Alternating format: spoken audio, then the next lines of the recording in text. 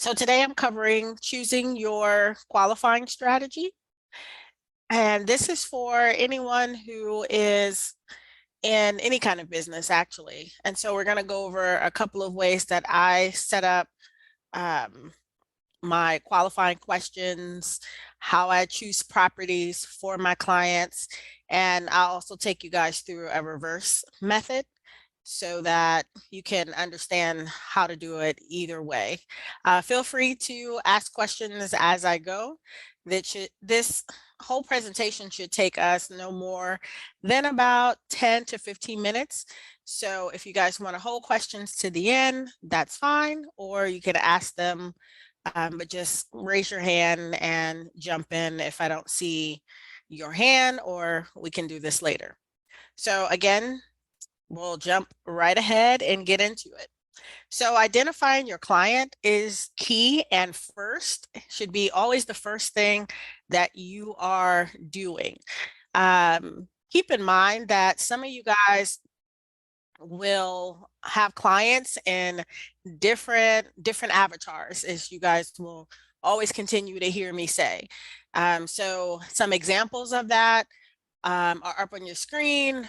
So some of you guys could be working with doctors, and some are working with single parents. Some are working with first-time investors, school teachers, veterans, on and on and on and on. And some of you have not identified who your client is. And so when you haven't identified who your client is, this makes every task you do that much more difficult, because it's harder for you not only to figure out your qualifying questions, but also to do a reverse strategy with your clients. So I'm going to use this as an example. I'm going to take the veterans here, okay, and use them as if those are my clients and who I work with. Remember, guys, I will encourage you to the day is long, forever, ever, and ever, that it is not a good idea to throw a big net into the ocean to try to get everything, as opposed to throwing a net or dropping a bait for a specific thing. So just like you guys go into the store and you pick up spray for insects, it doesn't say all insects. It doesn't say, give me the spray for the roach, the water bug, the, the caterpillar, the gnat, and no, it doesn't say that. It says a specific thing, maybe two or three, maybe a roach killer, or whatever it is. It's the same thing when you guys are out fishing for clients. It's best to know who you are talking to. And here's why. Now this is a very small, I tried to just put it all in here because I don't want a whole bunch of slides. So this is normally not how I would present this, but this is for you guys, and you guys can keep this, take a picture of it. If you're home, blow it up, do whatever you like. So here are my qualifying questions if I was working with veterans. I want to know from those veterans, um, are they, what are they earning annually? Okay. And so if you only had 4 or 5 questions or 3 questions that you want to get in front of someone, and I like to have 3 or 4, no more than that, because other than that, I'm doing this whole interview and I don't need to do all of that just to qualify them to see if it's someone I want to work with. But the first thing I want to know is, how much are they earning annually? Now, if you are really in tune with your veteran client, you would already know this. You guys see where I'm going? If I already know this, then I really don't have to go and ask that question. I'd have a general idea if I narrow down who my subject person was. When you narrow down your avatar, you have a general idea of how much they make. So if, for example, if I'm talking to an anesthesiologist or a dentist, I don't really have to say in my head, I wonder if they make over 50,000, because I would know specifically what they make. So this is the key of why you guys need to narrow down this group, or whoever your group is. But if you don't, and you want to have a few questions, here they are. How much do you earn annually? The second question is, how much do you want to spend on this investment? Okay. This is key to your investors because especially investors who are like, depending on how you pose that, if you just said to somebody, for example, do you have money to invest? That sounds a little, that sounds a little, well, what do you mean? Do I look broke? You know, people, that puts people in a defense mode automatically, as opposed to saying, how much do you want to spend on this investment? That gets them into a space where they can say, oh, save faith and say, oh, I just want to spend 30,000 on this investment, as opposed to them saying, all I have is 30,000. See the difference? The question that you ask on how much do you have versus how much do you want to spend on this investment, on your next investment. That's a qualifying question. Because if the person comes back and they say, oh, I only want to spend 30,000, then that already tells you what? What should that tell you? If they say, I only want to spend 30,000. Anybody?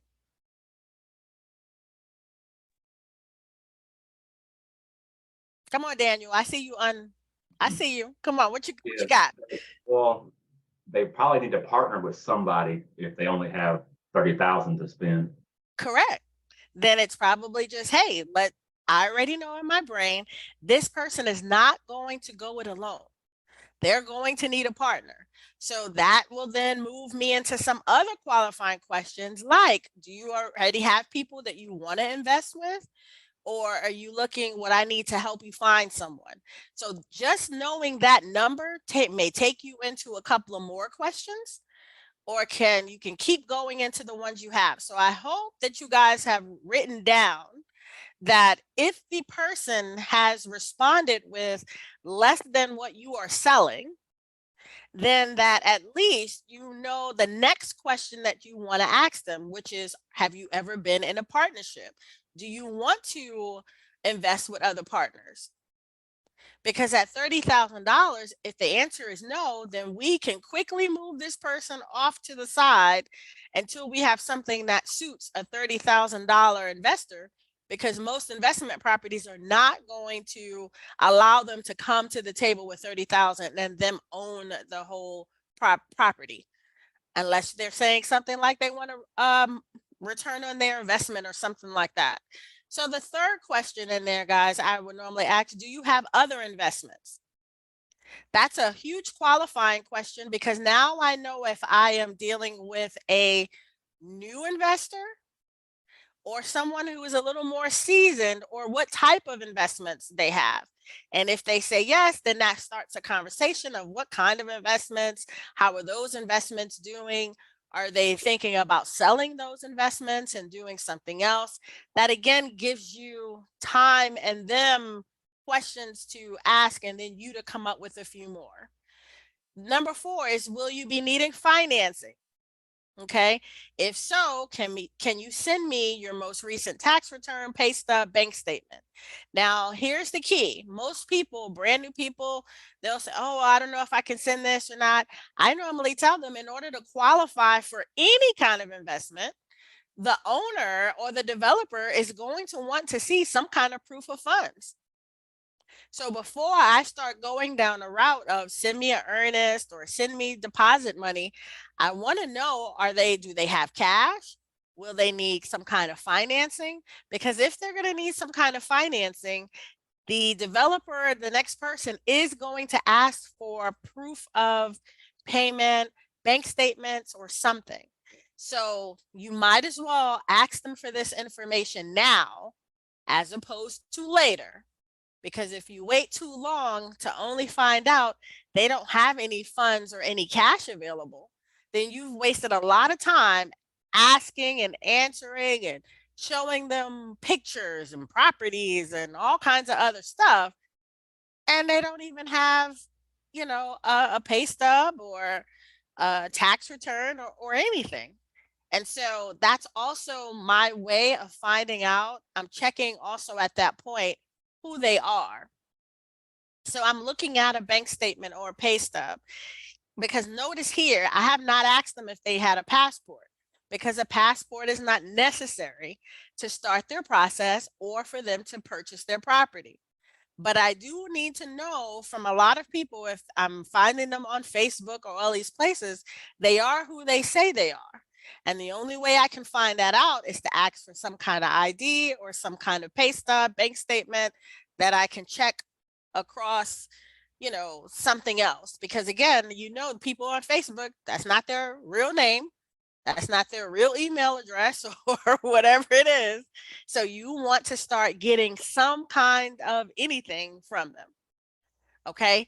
Now, your qualifying strategy, guys, now you can just put this off to the side, or when you replay this is the strategy behind working with your clients, because part of it is you need to identify their financial criteria that a veteran would meet to qualify for a real estate investment. So here's the thing behind that. If I'm working with any kind of client, a veteran, a nurse, whatever it is, and I have to start from scratch with them, I need to know what they would qualify for. So this is why I call this, we're starting to get into the reverse qualifications, because once I figure out their criteria and I'm saying, well, and what I sell is condos at 100,000 or 150,000, what would they need in order to qualify for 150,000? Let me take it back. If I was a lender, what would they need? Or if I am a developer and I already see what kind of projects, what would they need? They would need 5,000 down, and now they're going to need some kind of monthly cost to pay this off, or some kind of, way that they're going to have to pay for this investment. The second thing I'm doing is developing a qualifying strategy that takes into account their unique situation and their needs to veterans. So what do I know about veterans? And what do you know about veterans? Or better yet, what do you know about the clients that you want to serve? What are some specific needs for them? So for me, I'm thinking through my veterans. If they're retired, they're going to have a stable income, some amount of money they get per month. If they're in this bracket, they'll probably be about $3,000 per month. So I know a monthly payment plan would work for them. What are some other needs that veterans have? A lot of them need to be on, they may say, hey, I need particular health care, right? If they've served, we all know that the veterans, they like to hang around other veterans, so that moves us into like number 3, finding something in common that the veterans have within an area or a property.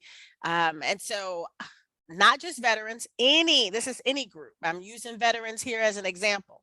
If I know that there is a community of veterans who have moved to Cap Cana and they like to golf, then, and I know that's a thing that the Navy does or something like that, then I'm going to identify those kinds of properties that fit into my reverse qualification on that next level. So when you guys are looking at who your client is, if you have a specific knowledge or a need that they might have, jot those things down so that you can do a reverse qualification on the property and not necessarily on the client. I hope you guys got that. So what I mean by reverse qualification is, if I know that my clients are bringing in about $3,000 per month and they're spending $2,000 per month or whatever it is that I find out, now I'm going to look for properties that would have a monthly payment plan that could kind of fit into their budget. Not all your veterans are going to have a whole lot of money saved, and perhaps they want a monthly plan that suits their monthly income. And I'm just using $3,000 or whatever number you guys want to come up with. And I like to use my monthly people who get their pensions or whatever it is, because that's when I start to identify properties and the marketing that goes with that. So what that looks like is somebody saying, to me, or me saying, oh yeah, I know that group of people, they get $3,000 per month.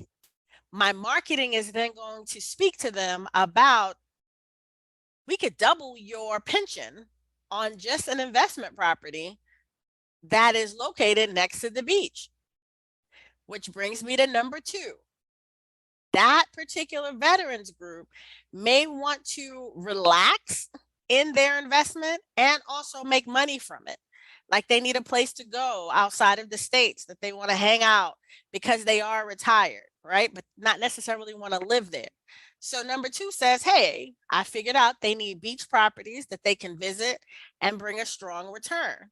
So I'm pretty much already saying, let me find a property that's going to bring my veterans peace, where they can go and have a good time with other people, like-minded people like them, and that's going to bring them a return. So that means that their property is going to pay for itself, plus they're going to have enjoyment of their property. Okay. And then the third thing is the community where other veterans reside or lounge. Is that property near a medical center, physical therapy? All of those kind of unique things tie into the type of property that you identify. And that's what I mean by a reverse qualification. I have taken my client.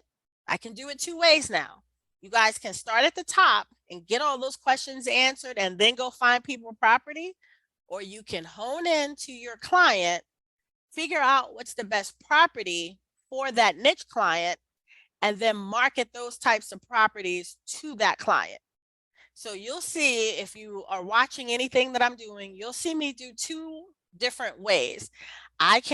You'll see me sometimes start with people who I have no clue about, and then I'm qualifying them. Those are normally blanket ads. Hey, come visit, come go on tour, da da da da da. And then I have the reverse qualification, which I've identified, like girls' trips. Hey, girls, ladies who are going on girls' trips, I already have in my head how much they're spending, because I've done enough research to know how much they're spending on their girls' trips, what they're doing, all of those things. So I know which properties I would recommend them to stay in. It's going to be the ones that feel like resorts and that have things for them to do, and where they can still do those girls' trips, but their investment properties would be paying them. Okay, what questions do you have? I think I've said enough here, but I know somebody's got questions. Bring them on.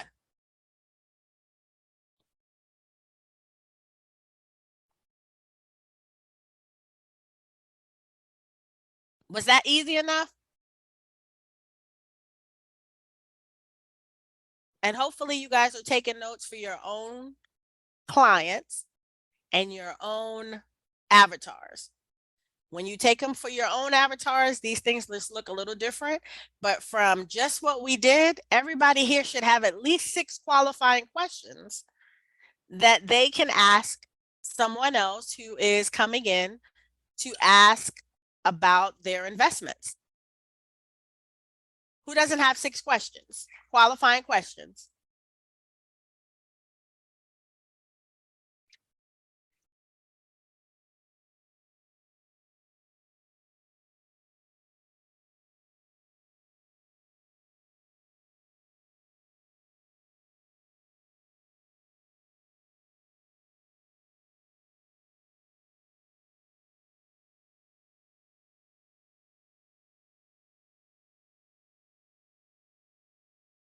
If you don't have any questions, I'm good there too. Y'all know I'm not gonna hold the channel just to hold it. So questions going once, questions going twice. Daniel, do you have at least 6 qualifying questions? I don't have 6 questions. I saw the 4 on the slide, but I was trying to think of 2 other questions to ask investors. I mean, I would have likely asked them. You're normally going to have 2 other questions that come from one of these 4. from one of those four. Okay. Right. So Okay. like if someone answered you as, do you have other investments? If somebody just said yes, wouldn't you follow up with another question? Right. You would normally say, well, explain what kinds or how are those investments doing? And so those are some of the examples that I gave you guys that you could have just one or two other qualifying questions that come underneath here.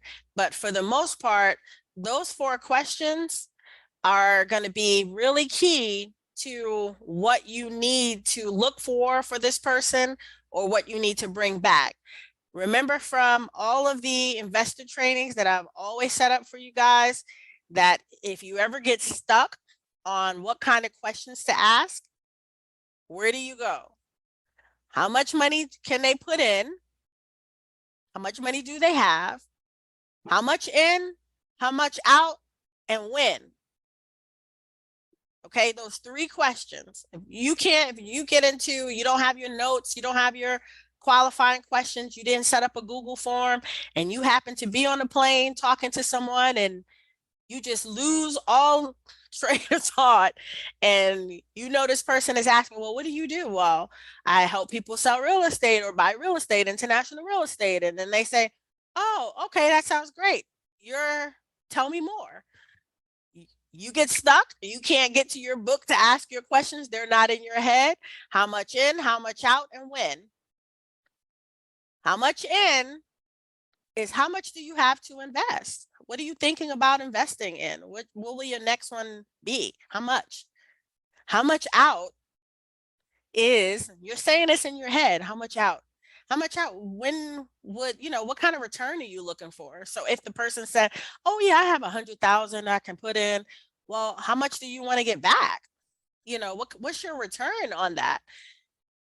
They'll tell you, oh, it would be great to have this or that or whatever it is.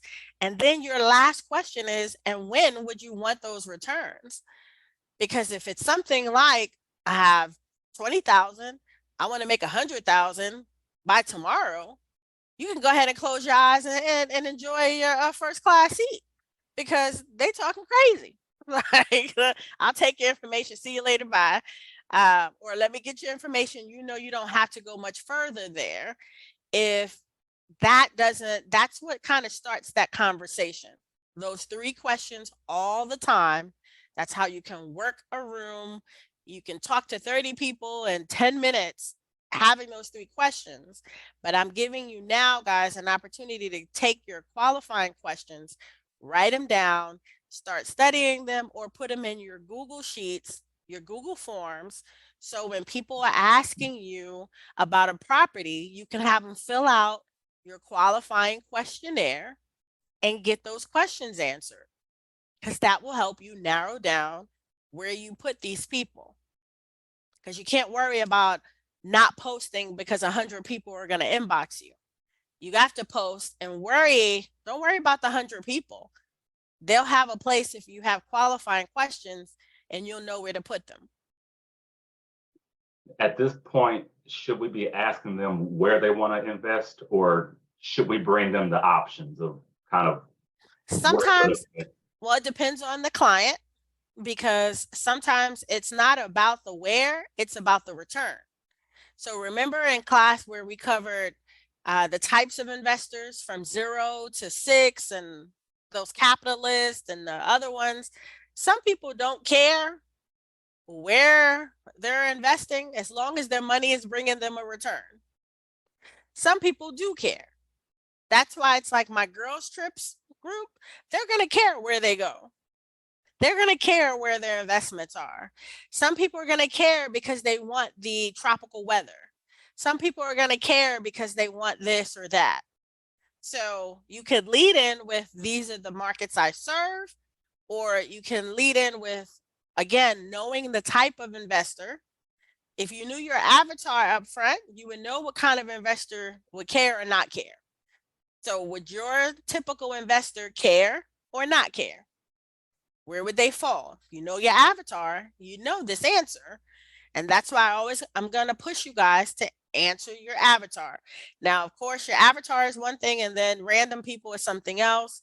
But yes, if they're random, I don't really know them, then I'm like, oh yeah, I'm here in the Dominican Republic, I'm here in Ghana. I'm gonna go where the places that I want to be first and foremost.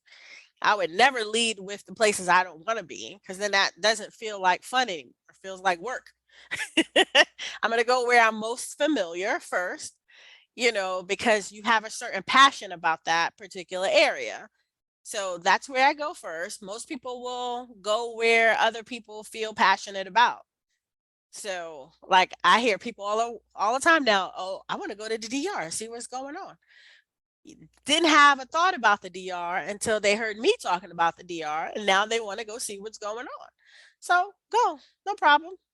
But good question, because it really depends on who you're talking to. Who else? Who else? Who else?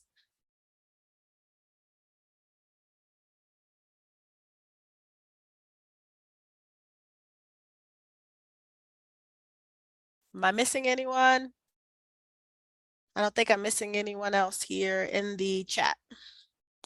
Okay, well, if there's nothing else, I'm going to log off, and this replay will be available whenever you guys want to replay it or check out those particular qualifying questions. But your assignment from here is you should have 6 or whatever you feel comfortable with.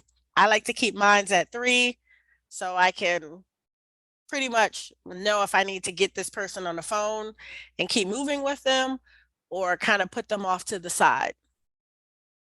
So if there's nothing else, Daniel, thanks for showing your face, because I actually had somebody to talk to. Thanks, Tamika. All right, talk to you guys later.